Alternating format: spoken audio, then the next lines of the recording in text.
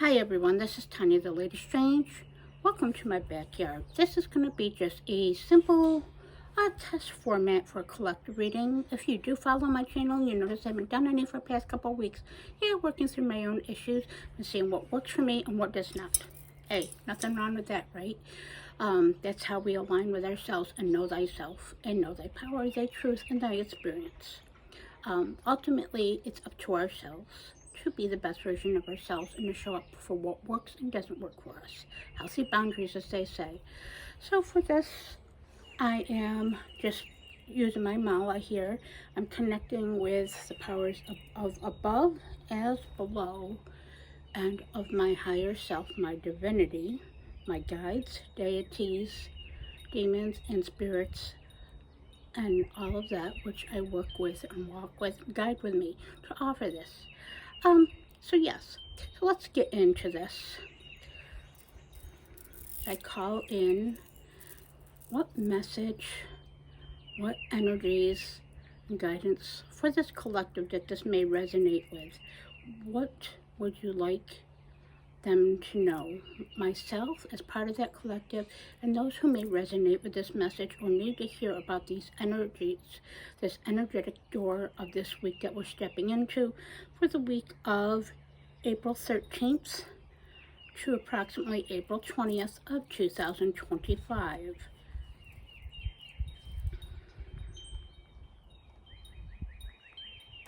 I connect, I am open, and I see and perceive. I am a vessel for those that channel through me. So this week I will be using the ritual tarot as the main door, the center energies of what we'll be stepping through to, or the energetic door to step through, and the guidance by Tiera. This deck is one of my favorites. This is one of my staple decks. I cannot live without this deck. For many, many layered reasons, just as the deck has many layers. It is one of my everything decks, just like the sauce. Sauce, whatever. Tanya. Pretty much they all lead to the same thing. And of course, secondary, which goes lovely with this deck, the Haunted Manor Oracle, which is by Sirian Shadows. It is out of print. Maybe he'll do it mass production or another run of this deck. If so, I'm probably this back up. It's my favorite oracle, and you have seen featured on my channel before. So without further ado, let's see. What is the door that this collective will be stepping through energetically and be guided through this week's circumstances in the mundane, but marrying in the magic, the spiritual, the connectedness, the intuition, but that which we must face day to day on our human life experiences, whatever they may look like or be, the challenges and adversities, the highs, the lows, the wins, the victories, the love, the relationships, and the relativity. How can we marry the magic into the mundane? Even if you're not a magician or a witch or anything along that path or alignment, everything is magic and everything is energy. Everything's intertwined and interlinked. So let's see. What does this collective door need to step through to for the energies to be mindful of, aware of, and discern, and of course, most of all, be informed and empowered. Take what resonates. That's how I look at it. And this one jumped out. Well, stuck out. So let's see what our central message is. This is the King of Cups.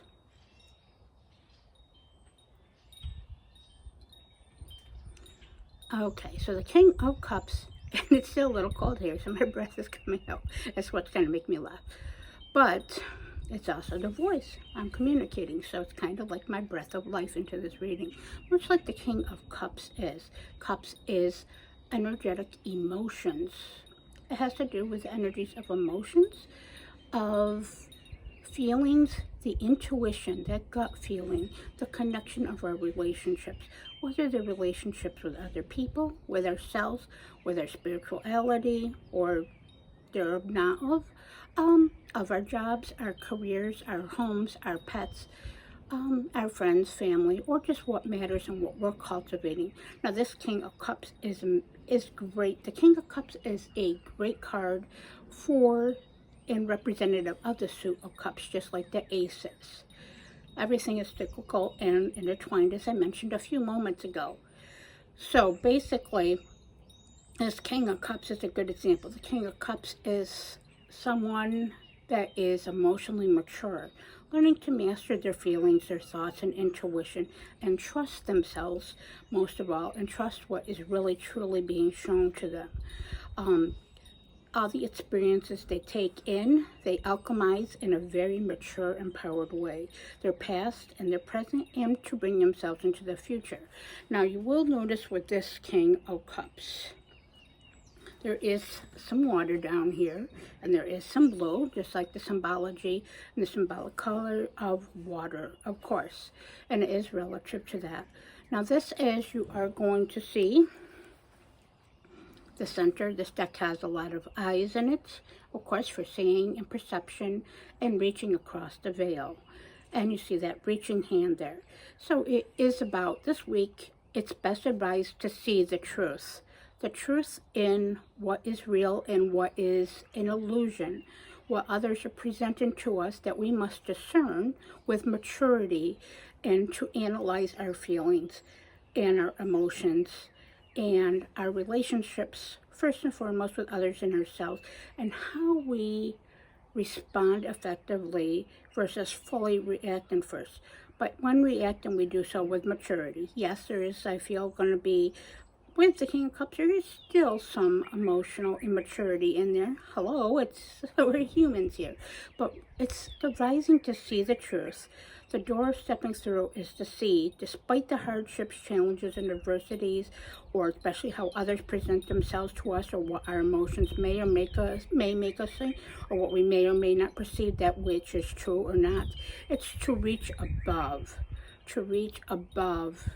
and reach and strive for a better version of ourselves in our experience, to take what is the best parts of things, even at their worst, and bring them in there, and to show ourselves love, compassion, and each other, because we each have different experiences. So just to do the best to reach above. That's what the advisory is of the door to step through. To be kind, mindful, mature, compassionate with yourself, heal yourself, but heal that which matters in your life, and show up emotionally and show love and kindness for yourself in that for which matters, and sometimes even strangers, because again, energy is all reciprocal. It never goes away, it just cycles. So that is an amazing energetic door to step through this week. And let's just see what the Haunted Manor Oracle has as like two key complement messages to accompany this amazing message and central door and energies to step through, and the energies that will affect us or come into play this week, and that we can use to our advantage also. A great message and a great energy to work with. Great way to show up for ourselves. And this one well, we got two. So we're going to go with these two. Especially the bottom one wants to be first.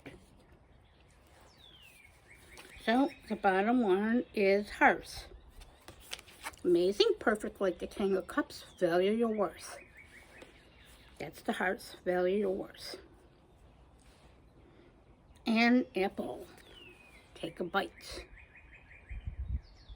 Okay, so the message that's coming through with the Hearth is, again, focusing on what makes you feel comfortable at home in yourself, your circumstances, your situations. Feeling grounded, your foundations. Much like this lovely smoky quartz here. Focus on what makes you feel grounded and safe and protected, and to step into the possible strengths and vulnerabilities of the King of Cups, and kind of feeling through your heart space, and of course wearing your heart in your sleeve, but with perfect boundaries, of course, and seeing the truth. That's a marriage of that.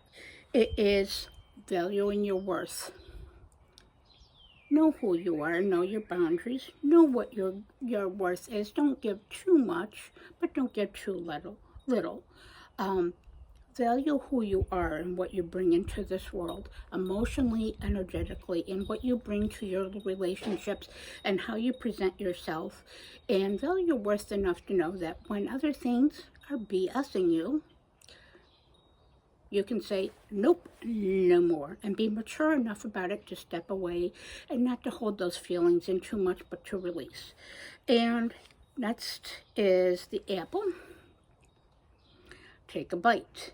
Now, the apple is temptation. Okay, well, apple is many things. Apples can be sweet or bitter depending on the variety, depending on what they are integrated into or created into.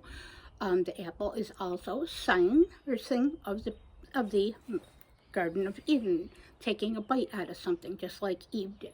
Now, that can be temptation. That can be giving into desires, feelings, thoughts, energies, or actions. Being tempted maybe to potentially give in too much and indulge. But it's take a bite. It's not saying completely restrict or restrain yourself, because again, feelings are valid. Even if you don't think they're valid, they are valid. They're coming from many places within ourselves, within others in our environments, often from others and environments more than we realize. It's best to be cognitive of that. But to take a bite, give in a little bit to temptation, indulgence, and indulge your feelings with of course, awareness and perception of holding on to, processing, but definitely what the fuck you need to let go. It's also temptation, and taking that bite out is knowing the knowledge. Knowing yourself by knowing your feelings and exercising your maturity by reacting responsibly and effectively. You can also know yourself and know your knowledge. And know the knowledge and wisdom of life and its experiences, and potentially some of the things around us and our circumstances and the lessons we take away. So, before this gets too long, I want to thank you for watching and, of course, for visiting my backyard. I hope this all finds you well. And, of course, please like, comment, and subscribe if you like any of my previous or current content. And with that, thank you and stay strange.